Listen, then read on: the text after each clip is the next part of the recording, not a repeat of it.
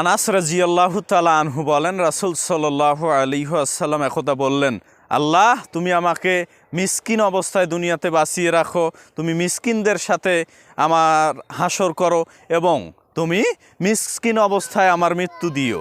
তখন আয়েশা রাজিয়াল্লাহু তাআলা আনহা বললেন, আল্লাহ রাসূল আপনি এভাবে বলতেছেন কেন?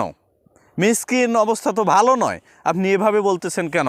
তখন আল্লাহ রাসূল সাল্লাল্লাহু আলাইহি ওয়াসাল্লাম বললেন, আয়েশা তুমি জানো না, ধনী লোকদের 40 বছর আগে গরিব মিসকিন লোকেরা জান্নাতে প্রবেশ করবে।